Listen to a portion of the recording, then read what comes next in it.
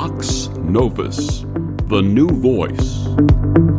Vox Novus, the new dimension.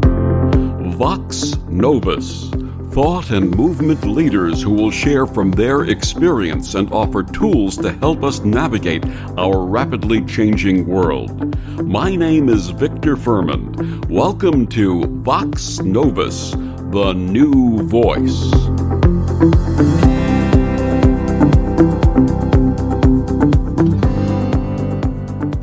Many of us love our animal companions, but if you are truly blessed, you may see in your pet an almost human soul and level of awareness.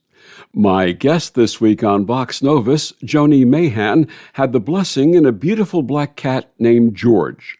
Joni Mayhan is a paranormal investigator and the author of 25 books. She lives in the quaint town of New Harmony, Indiana, where she owns and operates Haunted New Harmony Ghost Walks and Investigations. She shares her home with 5 felines and a rescue dog named Holly. She joins me this week to share her latest book about a special cat that touched her life and the lives of many others, a cat named George. Please join me in welcoming to Vox Novus Joni Mayhan. Hi, Joni. Hi, Victor. So good to talk to you again. Absolutely. We had the pleasure of meeting at a paranormal convention several years ago and have been friends ever since. Please share with our listeners your early path and your first experience with the paranormal. Well, I was born a medium, and it was something that I didn't really embrace until I was a full-grown adult. But as a child, I knew when there was something nearby, and things would move in my room when my mother would turn off the light at night. And I just knew there was something there. And, it started as early as, I want to say, probably 4 years old. I saw my first apparition when I was about 7. We had moved into a new house that my father built on land that had never been built on before. And there was a ghost there, and there's still a ghost there. My dad still owns that house, and it would torment me. And I would always have, there were certain areas in the house that I did not like. And I couldn't explain why I didn't like them, but they gave me a sense of fear. And one of them was the long staircase that led up to the second floor. And if I had to go upstairs, which is where all of our bedrooms were, I'd race up those stairs as fast as I could and get to my bedroom. Well, one night I was having a dream, and in the dream, there was a ghost that was trying to chase me. And it kept telling me, if you don't come to me, I will take your sister, or I will take your family. And I kept trying to escape from him. And then I woke up in a panic, and I looked up, and there was an apparition, a shadowy apparition in my doorway. And a lot of people describe apparitions as being white. This was black. And it came into the room, and it kept coming. It was very slowly, like it was biding its time, like it was trying to build up the tension. And it finally came to the side of my bed and stood right beside me. And I was pretty much frozen with fear. I wasn't sleep paralysis because I could move. But finally, I managed to scream out for my mother. And the minute she started coming in, it just disappeared. But those things continue to happen in that house as well. And as I got older, I discovered that every house I moved into or lived in was haunted. And nobody really believed me. They thought I had an active imagination, which I did, I'll give them that. But what I was experiencing was very real, and I couldn't explain it. So I just quit talking about it because I was already being bullied quite a bit as a youngster, and being separated from them by something as strange as seeing ghosts or feeling ghosts would make me even more of an outcast. So I just started not talking about it. And it really took me until I was in my 20s before I really realized what was going on, or really, maybe I didn't embrace it. I was terrified of it. We moved into our first house after I was married, and that house was haunted as well. And it wasn't until I was in my 40s that I said, all right, enough. Knowledge is power. I'm going to learn as much as I can about this and put aside the fear and really stand up to what's going on. And I joined a paranormal group and started working with my mediumship abilities with my friend Sandy McLeod, who you know as well. Yes. She was also going through it at the same time. So it took us a while, but we started getting better and better and able to identify where the ghost was in the room, what they look like, what their intent was. And that's kind of, where I am now. I'm still to that point. I could probably get better, but I've had a lot of really terrifying paranormal encounters over the years, which I've written about in a lot of my books. So I kind of hesitate. It's really interesting because I didn't realize we had very similar childhoods where I had similar age 4 or 5 was my first visual contact. And then age 7, my grandfather, my paternal grandfather, was in my room. I didn't see him come in. I said, "Where'd you come from, Grandpa?" He didn't say a word and just smiled, and then he disappeared. And I went into the living room and told my parents that Grandpa was just here, and they said I was imagining things again. And a couple of minutes later, the phone rang with word of his passing. So yeah, you and I had very similar, very similar background. I didn't realize how similar our backgrounds were. That is really interesting. You share that you are clairaudient and there's always a ghost in your house. Please describe what your clairaudience is like and the messages that you hear. Well, clairaudience is in Latin, clear hearing, and different people experience this different ways. For me, it's a sound similar to either ear ringing or white noise. And it's always in one ear or the other. It's never in both. And if I turn my head, I can track to where the sound is coming from. And if I tune into that, I always think of my clairaudience as my gateway. It's like the doorbell. Hello, ghost is here. And if I tune into it, I'm able to begin pulling more information. And I find that I'm especially accurate when I write. So if I take, pen and paper and start writing down what's coming to me, which is almost a type of automatic writing, I'll pick up more and more and more things. So that's what my clairaudience looks like. You've written more than 25 books, including your 2016 release, Ghost Magnet, in which you share why the spirits are attracted to you. Why are you a ghost magnet? I still go back and forth on this. I've asked a lot of psychic mediums. I've asked my own spirit guides. There is something about me that they find irresistible. And I've had different people tell me that my energy is very pure and very white, like my aura is white. I actually just had somebody tell me that the other day. They said, "Wow, you have such a white aura." And I, really don't know why that would attract them, but it's almost like, I am a ghost magnet. If there's a ghost anywhere nearby, it's going to come to me. So I used to do house walkthroughs for people just to give them information about what was haunting their house. But what I found happened was whatever was there followed me home. So they were delighted. They no longer had a ghost, but now I did. So it's been, and they haven't always been good ghosts. I mean, lately they've been better.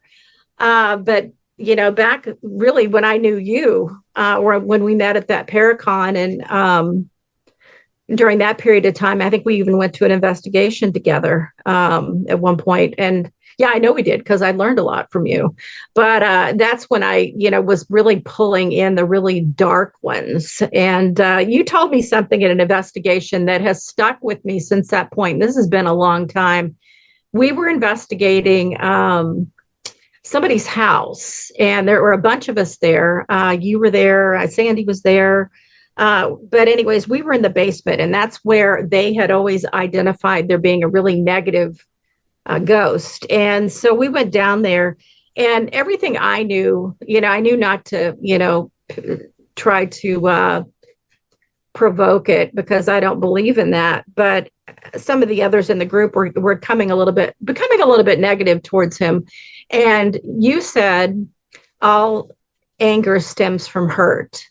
And something must have happened to him in his life to make him be this way, and to show him some compassion. And that's exactly what we did. And then we started learning more about his story. And it was really, I've carried that with me since that point. Every time we come to a negative haunting, I think about what Victor Furman told me. So thank you. Well, thank you for sharing that. And also thank you for adapting that principle because I believe that when you're talking to a spirit, if there was a person standing in front of you, you wouldn't address them the way that some of these paranormal investigators address the spirits. You would address them with compassion and with dignity and a bit of respect. And that's always been my format when working with disembodied spirit. But thank you for sharing that. Just to get back to the question of children having experiences, what would you say to parents of children who are reporting these type of contacts and experiences? Well, actually, I have already worked with quite a few children, since that point. And what I tell them is for them to learn as much as they can about mediumship and ghosts and what's going on so that they're able to help their child. And I had a local friend whose house was always having hauntings, and some of them were quite scary.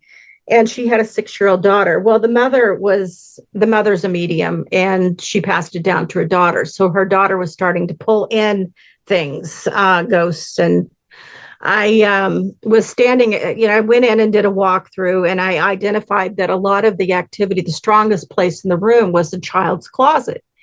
And I started pulling in some information, but not a lot. That I felt like that was where the ghost really kind of hid. And she would back that up as soon as I told her that. I always go in and I'd say, don't tell me anything because I don't, once I want to go in with a clear slate. If they tell me there's a ghost in the closet, that's all I'm going to think about. So I didn't know anything. And then afterwards she said, well, yeah, that's, every night she wakes up and says there's something in her closet. So I pulled the child in and I taught her how to ground and shield, which I think is a really important thing for everybody to learn, mediumship or not. Grounding really is a release of any energy that doesn't serve you. And I taught her how to do that. And then I taught her how to make a bubble of protection around her using white light. And she did that. And all of a sudden, I'm hearing the ghost with my clairaudience. And as she did it, it was like somebody turned the volume down and then poof, it was completely gone. And I looked at her and I said, she said, I use pink light because that's my favorite color. And she said, and I decided not to just push it around me. I thought I'd just push it all around the house. So she was able to push that ghost out of the house, yes, which I thought was pretty remarkable. With other children, like my grandson, neither of my children seem to have inherited my abilities, but my 7-year-old grandson, when he was about 5, kept talking about seeing a ghost, and there were ghosts in the house. And they live 1,000 miles away from me in Massachusetts, and I'm in Indiana. So I told my son, I said, get a bottle, just a spray bottle, fill it with water and maybe something else that's not toxic. And, right on the side of the bottle, ghost spray. And tell him that when he feels something in his room that he doesn't want to deal with, to use that spray. And my son came back and he said, he said, I put Febreze in it. He said, I figured we'd kill 2 birds with 1 stone. and they had stopped having activity because I think it wasn't that there was something special in that Febreze water mixture, but it was empowering him to believe that he had control over the situation. And it worked. So, that's kind of where I am with dealing with children.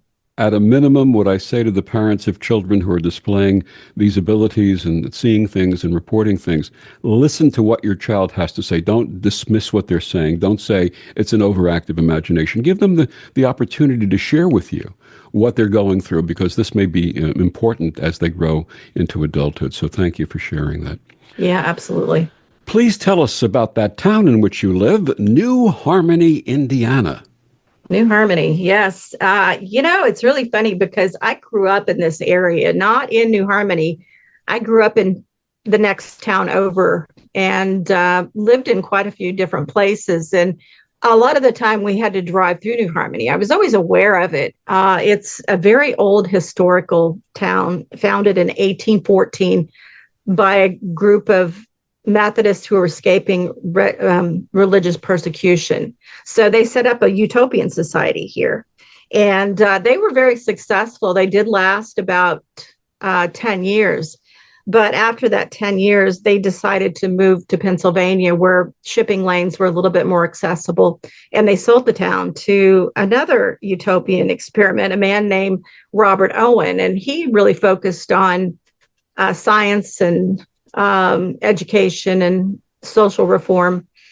But he wasn't as organized. So his version of utopia only lasted 2 years before the town just kind of settled into being a little Midwestern town with a lot of history.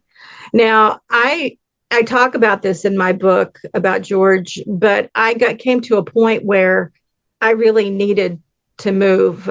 Things were really falling apart for me in Massachusetts, and my lifeline was here in Indiana, where my parents were. And when I was trying to buy a house, they were doing it, I was doing it a long distance. Friends and family were going to look at things, and I was adamant I had to move to New Harmony. I was very much pulled here. And when I moved in, when I finally got here, I really wasn't thinking about ghosts. I was really just trying to heal from all the trauma I had gone through.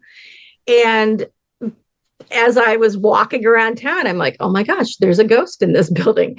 Oh my gosh, there's a ghost in this building. And so I started asking around, and the ghost stories in this town are phenomenal. Literally every building, just about every building, has some kind of haunting.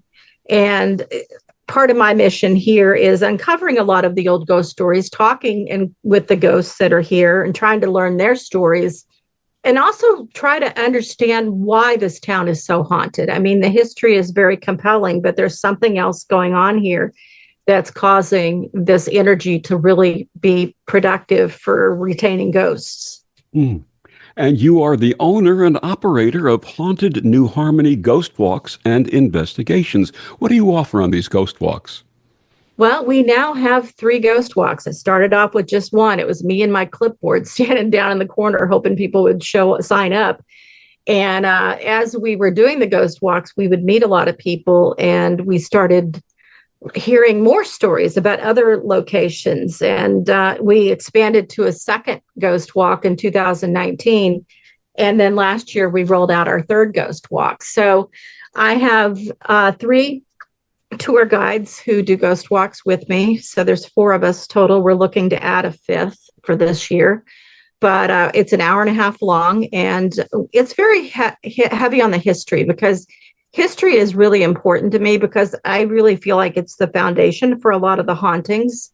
And if people understand the why, then maybe they'll adapt to the to the ghost lore. A lot of people don't believe in ghosts, and when I came here, I was the first person that had really brought it to people's attention. But remarkably, I've had very little backlash, because almost everybody that lives here has either had an experience themselves or they know someone who's had an experience. So it's been pretty wonderful. But yeah, we walk for less than a mile, but we walk to each location, and we tell the history and then the stories about the hauntings, and then we move on to the next one. So it's a lot of fun. We always laugh a lot. A couple of my tour guides are really funny, so we end up having a really good time when we do them.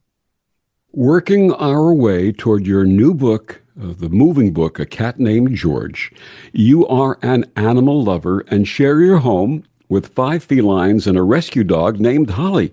What does your relationship with these animal companions mean to you? It means everything to me. I had a house fire last year, and I wasn't concerned about getting anything out of my house except my animals. And once I had them out, I thought, that's all I need. They're my family. I live alone, and I spend a lot of time with them. And I think, people that don't like cats haven't really invested the time and energy into them from the beginning. I mean, you get what you put into any pet, but mine are family, and I spend a lot of time with them. I talk to them, I take good care of them, listen to their needs, and try to be a really supportive parent, which is kind of how I see it. They're like my children. So we have a very close bond. With the gift of clairvoyance, do you communicate with your animal companions? I wish I could do better. But there have been many times where one of my cats in particular, Rosie, is a clear communicator. And I remember one day, the first time I got a message from her, I was staring at my phone and she came up wanting attention. And I heard in my head, why for you stare at boxes, mommy? And I thought, she's absolutely right. I'm spending way too much time either on my laptop or on my phone. And, to her, I'm staring at boxes and she doesn't understand why. And so, when they don't feel well, I know. I just, it's not even necessarily how they're acting. That is part of it. But I just get a vibe from them, a sense from them. Which is why I was so close to George, because I really feel like he was he was maybe a soul connection for me. And I don't know, I've just always been very close to animals and I've always understood their need. I'm empathetic and I think they feel that and they gravitate towards that. I've always been good with animals. Animals always like me and come to me. So it's just been part of who I am. Does Rosie like to climb into boxes? She does. She does. Actually, they all do. The Amazon Day is there, which is pretty much every day around here. But I get a new Amazon box and, they're overjoyed because they got a new toy. We're talking with my dear friend, Joni Mayhan. Her new book is called A Cat Named George. We're going to be talking about that book when we come back. Joni, please share with our listeners where they can get all of your books and find out more about you and your work. Awesome. Yes, all my books are available on Amazon.com. Just type in my name and you'll see them. There are 25 books. If you want to learn more about me and my ghost walks, you can go to either hauntednewharmony.com or jonimayhan.com. It's the same website. So that's where you can go. And her name is spelled JoniMayhan. So now you can look her up and find her books and do everything with the material that Joni has graced our world with. And we'll be back with more after these words on the Om Times Radio Network. The best of the holistic, spiritual, and conscious world. Om Times Radio. IOM FM. Om Times Magazine is one of the leading online content providers of positivity, wellness, and personal empowerment. A philanthropic organization, their net proceeds are funneled to support worldwide charity initiatives via Humanity Healing International. Through their commitment to creating community and providing conscious content, they aspire to uplift humanity on a global scale. Om Times, co-creating a more conscious lifestyle. Hello, I'm Sandy Sedgbeer, host of Om Times Magazine's flagship radio show, What is Going Om. My passion is sifting through information, research, and innovations from new thought teachers, speakers, and researchers, pushing back the boundaries of what we know about life, energy, metaphysics, and the universe. I love shifting perceptions about who we are, why we're here, and how quickly impossible becomes normal when we open our minds, expand our awareness, and accept that the only limits that exist are those we place upon ourselves. So if you're the kind of forward-thinking, eager investigator of what lies beyond the current reality that most perceive, why not make a date to come play with me in the field of possibilities at 4 p.m. Pacific Time, 7 p.m. Eastern Time every Thursday, and together we can discover what's really going on. Back on Vox Novus, my guest this week is my friend Joni Mayhan. We're talking about her new book, A Cat Named George. Joni, your latest book is a departure from your series of books on spirits and hauntings and the paranormal. What inspired you to write A Cat Named George? Well, I had the privilege of having a black cat named George for 12 years. And he came in my life and really taught me a lot of lessons. And he was just very remarkable. He captured the interest of so many people. I'd share his antics and photos on social media. And he really become very special to a lot of people.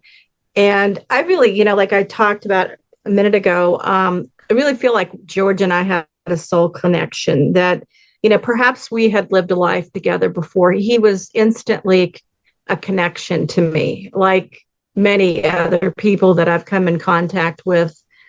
And sometimes with pets, I mean, I love all my pets dearly, but I have a deeper connection. I had a deeper connection to George than I have ever had with another animal. And I just really wanted to memorialize him. And also, it helped me deal with my grief by going back and talking about the good times, not just focusing on the day he died. Absolutely. For those who are grieving, whatever circumstance they may be grieving, how does writing or journaling help you through that grief? It really helps me process it.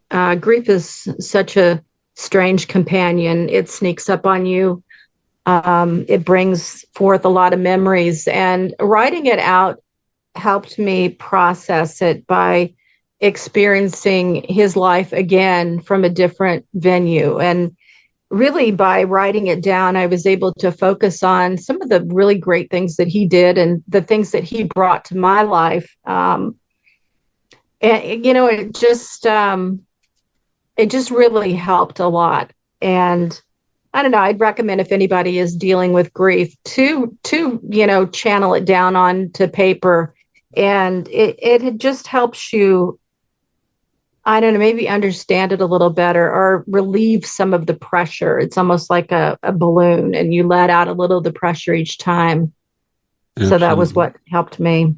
And for those who are not comfortable writing, you can always open up your phone and start dictating a message and talk it through to help you process that grief. So there are a lot of tools that we can use to do that. Absolutely. In A Cat Named George, you share that you were working at Petco for a while. How did your working at Petco shape your understanding of the needs of animal companions?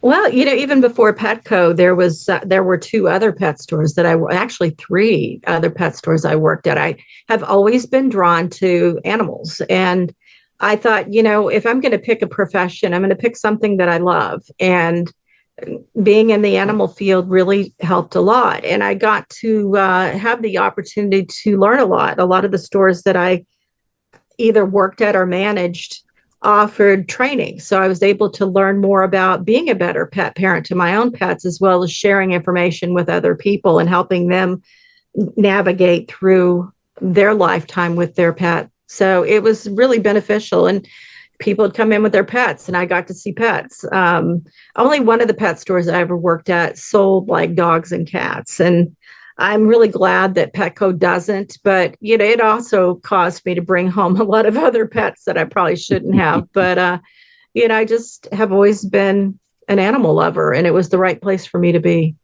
Before we discuss George, please share with us about some of the earlier animal companions that shaped your life, their personalities, and what they meant to you. Oh, it's just such a long list. My first dog that I ever had of my own was a collie, and his name was Sam.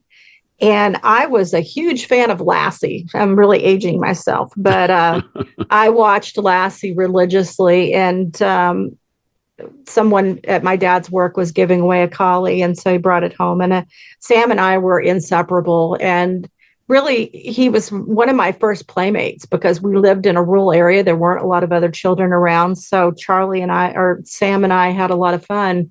During that point, the reason I said Charlie is I was thinking about, we found a baby raccoon, and my mother bottle fed it until it was old enough to eat on its own. Oh. And so one of my early companions was also a raccoon named Charlie Brown. So I'm definitely a voice for wildlife. I've saved a lot of animals over the years, rescued a lot of baby possums. Last year, I think I rescued 13 baby possums alone. So other pets that I've had, I had a little cat named Pewter. It was a kitten.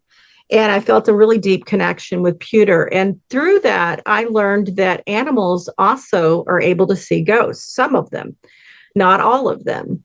And through my life, I've had some cats, never any of my dogs, which is interesting, but always the cats have been watching what I've been hearing with my clairaudience. So it's been very validating.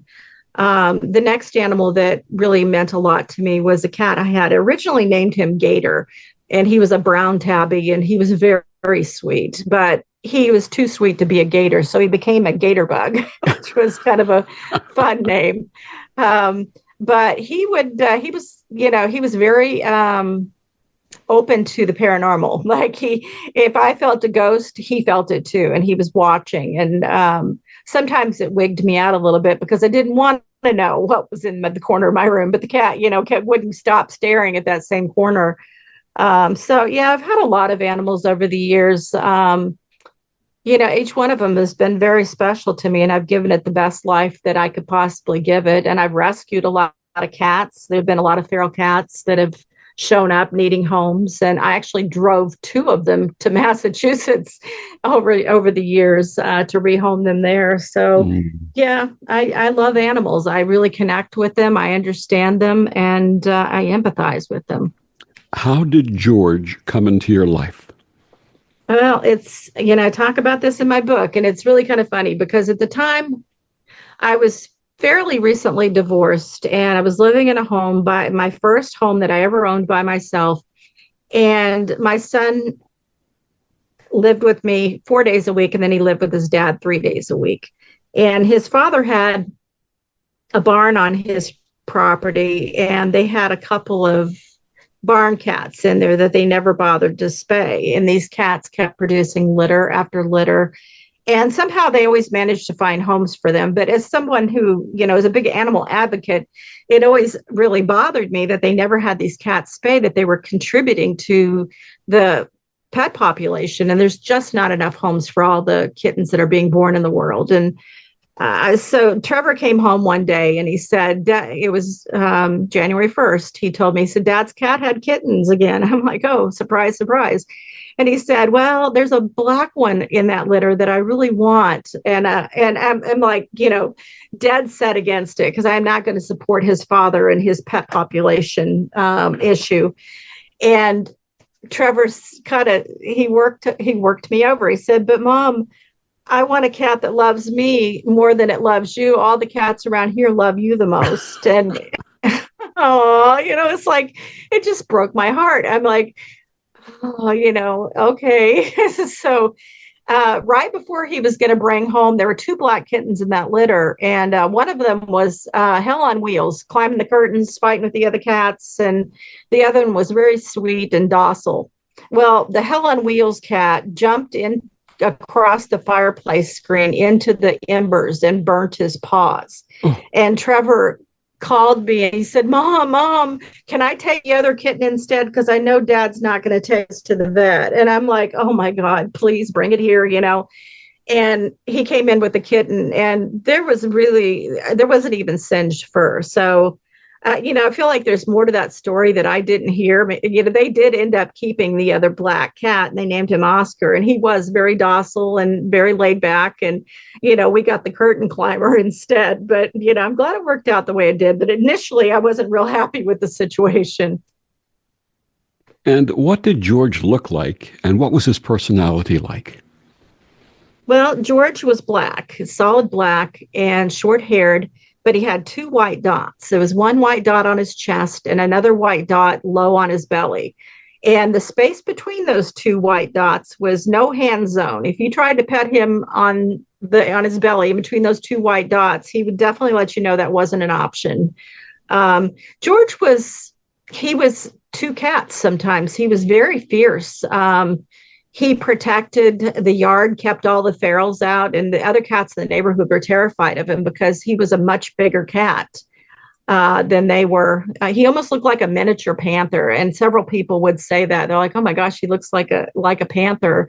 And so I often, I called him my Black Panther. And he seemed to really, when you talk about connecting with your pets, when I told him he was my handsome panther, I could feel his energy just surge with love. Like he really liked the fact that I was calling him a Black Panther.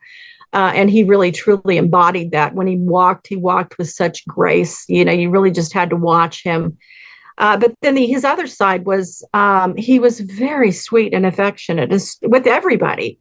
He was very friendly. He would just go up to anybody, and they would be like, "Oh, hey, cat," and not run away. And just he befriended a lot of people, and he caused me to get out of my comfort zone many times because he would go meet neighbors before I met neighbors. And then they'd say, "Hey, do you have a black cat?" And I'm like, "Yeah, that's George." And they're like, "Oh my God, I love your cat." And so we'd end up having a conversation that we wouldn't have had if it hadn't been for George. So, but he was my boy. I mean, he snuggled with me every night. He slept on my pillow beside me, and he always wanted to be close to me when he was inside.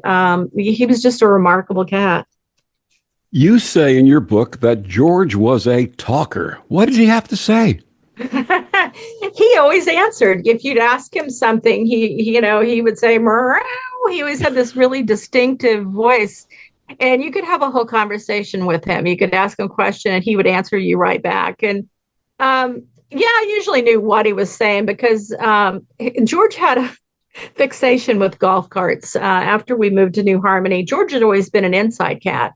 And he kept escaping, and we'd have to go find him because we never lived in areas that I was comfortable with him being outside. And when we got to New Harmony, I said, well, this is pretty safe, or safer than anywhere we've been. And, when you have to chase a cat down 2 times a day for like 4 years, you finally just get to the point where you're like, all right, fine, you can go outside. And George quickly learned that he loved golf carts. And it wasn't just mine. It was other people's as well. People would drive by and stop and look at him, and he'd jump on their cart. And sometimes they'd take him for a ride. So a lot of his talking to me came from at the end of our golf cart ride. I'd say, well, that's it. I'm sorry, George. And he'd go, oh, and I was like, no, he was just saying, just a little longer, Mom, please. So I usually knew what he was feeling and trying to enunciate to me. You had said that George was like a soulmate to you. Please describe how that felt. Well, I really believe in reincarnation. I believe that we reincarnate with other souls. And at the heart of that is the soul family. And those are the people that reincarnate together the most. And we may have lived thousands of lives together. And I have always felt a deeper connection with George than I have with even a lot of people.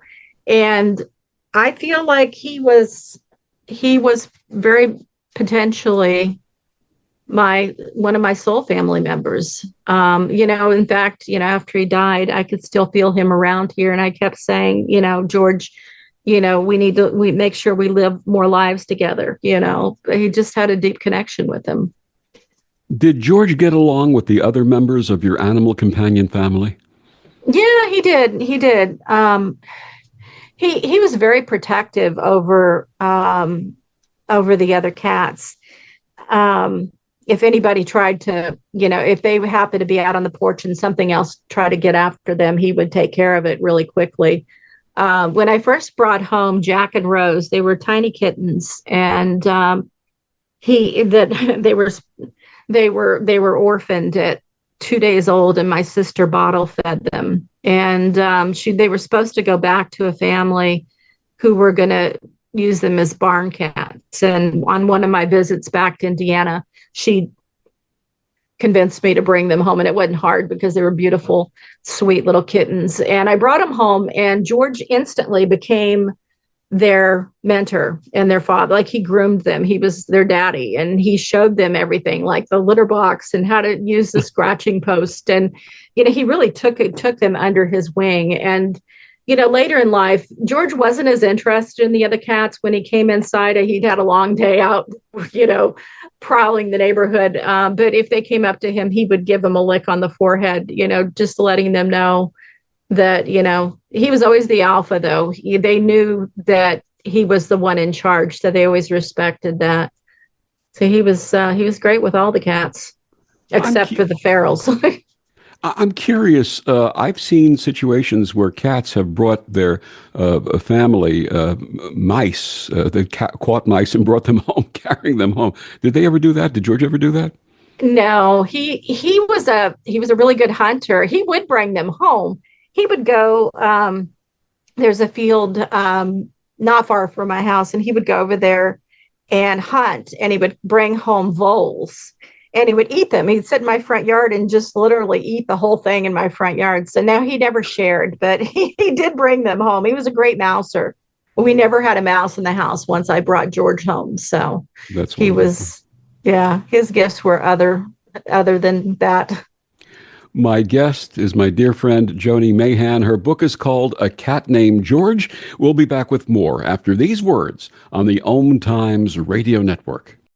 Humanity Healing International is a small nonprofit with a big dream. Since 2007, HHI has been working tirelessly to bring help to communities with little or no hope. Our projects are not broad mandates, nor are they overnight solutions, but they bring the reassurance that no one is alone and that someone cares. To learn more, please visit humanityhealing.org. Humanity Healing is where your heart is. So I'm a cat, and I just moved in with this new human, and she's got this little toy she's always playing with, all day long. Tap, tap, tap, tap, bloop, bloop. She can't put it down. There it is. Oh, and get this. She even talks to it. Last week, she asked it for Chinese, and guess what? Egg rolls showed up. Like magic. Humans have cool toys. A person is the best thing to happen to a shelter pet. Be that person. Adopt. Brought to you by the Ad Council and the ShelterPetProject.org. Back on Vox Novus, my guest this week is my dear friend Joni Mayhan. We're talking about her book, A Cat Named George. Joni, did George and the other members of your pet family present a challenge to your writing? Yeah, definitely.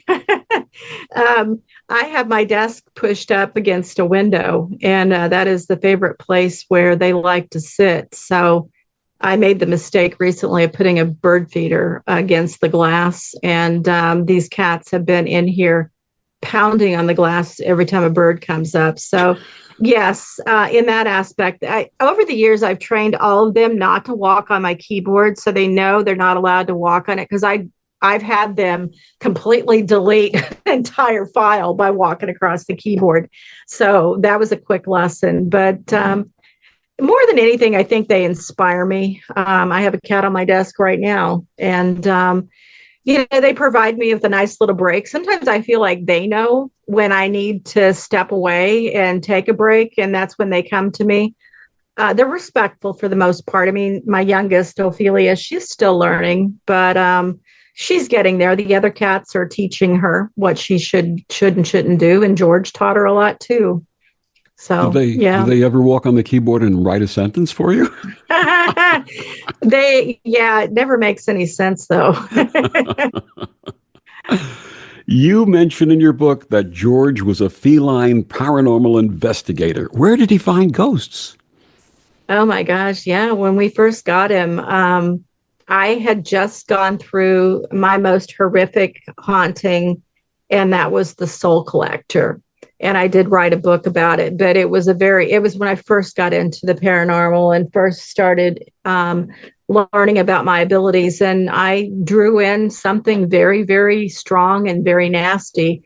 And it was just a matter of months since it had been gone. And I was still a little, shell shocked over the whole experience.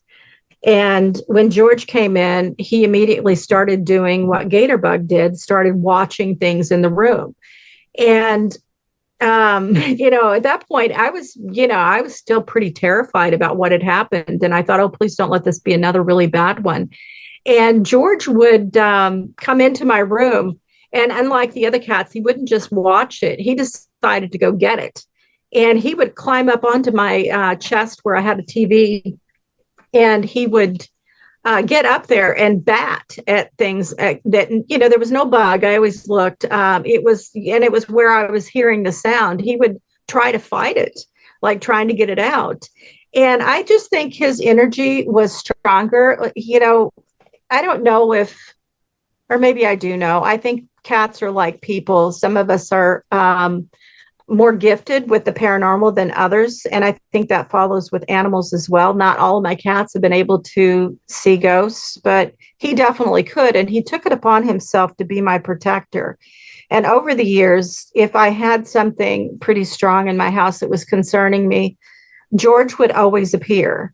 I would say, calling out to my spiritual allies and my spirit guides, please surround me with protection and keep me and my pets safe. And as soon as I'd say that, he would come into the room and he would climb up onto the bed and he would sleep at the top of my pillow, like draped around the crown of my head, like he was protecting the crown of my head. And it just become a ritual. He only did that when I had a haunting that was disturbing me. And he was always there for me. And, I haven't really had anything happen since he's been gone. And I have to wonder if he's protecting me from the other side. So I think his legacy is still continuing. Did he ever accompany you on any of the ghost walks? No, he used to walk with me and the dog, but only on a path that was close to my house. I never brought him out because he would have been way too interested in what was going on, and he would have been probably gone. Then I would have had to stop the ghost walk to find him. But yeah, everybody knew him. He was very well known around town. I don't think there was one person in this town that didn't know who George was. You share that George saved you. That's a very personal and powerful statement. Please explain. Well, when we first got George, my life was precariously hanging. I was holding things together, but barely. And things really started falling apart for me in Massachusetts. During that time, I went through a divorce, bankruptcy, foreclosure, rejection, just everyday things. It was like nothing was holding together. But George was always the consistent. He was always there, and he was always positive, with his energy. And I become prone to talking to him and sharing, what was going on with me. And when we finally ended up here in New Harmony, George's elation over finally being able to be outside was palpable. He was very happy. And, he really taught me a lot. I watched him. He was fearless at times. He stood up for what he wanted, and but he was also sweet at the same time. And he was not afraid of people or anything. And, he kind of pulled me out of my shell just by watching him, and just always having him there to be comfort, really made a huge dramatic difference in my life. I've never had a pet make a more impact on my life than George. Do you think that was part of that soul connection you had with him? I believe so. Definitely. I learned a lot from him. And, most people, I think if they really looked at their relationship with their pet, they'd see that their pet taught them something as well. But you have to really look at it because, they don't talk out loud, and they don't, counsel you, but you watch their actions. And I definitely think that we had a soul connection, and he was here as part of my life's journey to help me overcome some boundaries and some issues that I had in my life. And he definitely made it easier, made it better. Tragically, after 12 years, George transitioned. I know how heartbreaking this was for you. What was it like for you to lose him? I find myself tearing up just thinking about it. It was one of the most horrible days of my life. He was hit by a car, and I knew the minute I let him out the front door the very first time that I was putting him in danger, or allowing him to be in danger. But I kind of came to the conclusion that a life fully lived is better than a life conservatively lived. And George would have never been happy being an indoor cat. So he really lived his best life here. He was happy. He did what he wanted to do. And he was usually cautious with the cars. I don't know what happened. I didn't see it happen. Somebody hit him and then didn't stop. They just left him for dead on the side of the road. And I don't even know how long had gone by. But a woman that lives down the street that knows him saw him trying to walk home, trying to get back to his mom. And she came up and told me that, she said George, and she looked over his shoulder, and I saw him. He had just collapsed into a puddle on the side of the road. And so I rushed him to the vet, and he did have surgery, survived surgery. And they really gave me some hope. They said, it wasn't as bad as what we thought. He had broken his sternum and several ribs, and he had a hernia where, caused a lot of damage. But they thought he was going to be okay. But overnight, the day after his surgery, he passed, and they called me the next morning. And it was devastating to me. I just couldn't imagine a life without George. He's just been such a fixture in my life, and a member of my soul family, my support, and just knowing that he was gone, just, I don't know, just brought me to my knees. Grief is something that I probably will always hold with me, even though I try to remember his good times more than that day he died. But just not having him here is really hard. I know that when I conduct human funerals, when I officiate human funerals, one of the things that I share is that if the person who has passed has touched your life in any way, has been special to you in your life, has given you a gift, a special gift, part of the healing of grief is to express gratitude. If you could express your gratitude to George right now, what would you say? Well, I would thank him for being in my life, for, gifting me with his presence for 12 years, and for making such a deep impact on my life. And I don't know that, how much I loved him. I don't know that I've ever loved anybody as much. Well, maybe my children, but as much as I loved that cat. He took a piece of my heart with him when he died. And we had talked about journaling. We had talked about writing to help with grief. Are there any other suggestions you can offer our listeners who may be grieving the loss of a pet or even a family member? Yeah, I mean, I think that, something that you just have to go through. The thing that was the hardest for me were the firsts. The first time I got up and he wasn't at the door asking to be let out. I would look at the door every time. It took me weeks before I stopped looking for him. Coming home from somewhere, he would always come running across the yard to greet me. And the first time I came home and he wasn't there brought me to tears. And I just think that, once you get through those first things, the second time is maybe a little bit easier. He died in early November and it is early January. So I've had plenty of time to experience these things over and over again without him. And, I think about him, but I don't break down in tears. So I think just time and having somebody to talk about, for me, it helped me to write it out. And I also had a friend online who was going through something similar with her pet. And so we kind of comforted each other, and it definitely helped.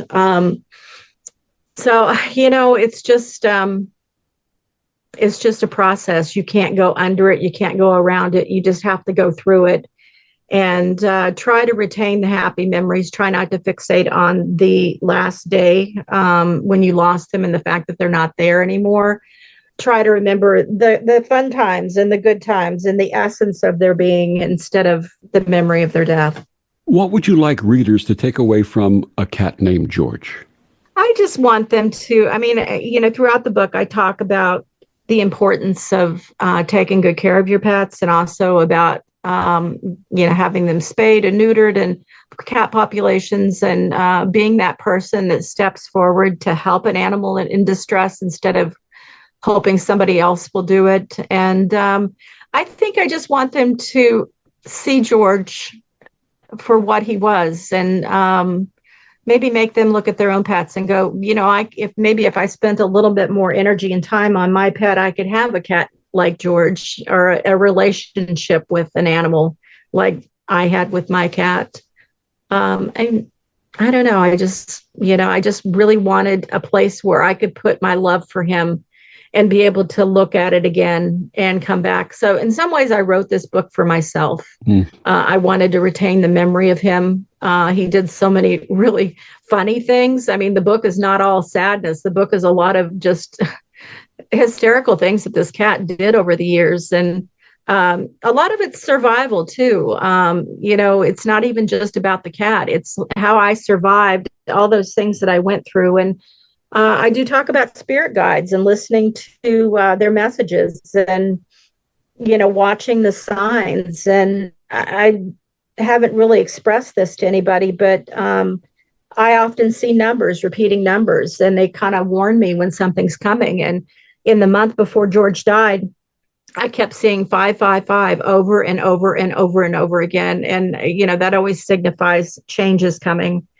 And, but I had my guard up, but I didn't know how bad it was going to be. And, lately I've been seeing a lot of ones, which I take for a message that my guides are here and everything's okay, not to worry. So, through that whole process, I think I really connected better with my spirit guides as well. The wisdom of my dear friend, Joni Mayhan. Her book is called A Cat Named George. Joni, one more time, please share with listeners where they can get all of your books and find out more about you and your wonderful work. Well, all my books are on Amazon. There are 25 of them. And my website is jonimayhan.com. And I didn't mention this before, but I also on social media, so they can find me on Facebook or Instagram, TikTok if it doesn't go away soon. I have a lot of videos on there of George, so they can find me on any of those platforms.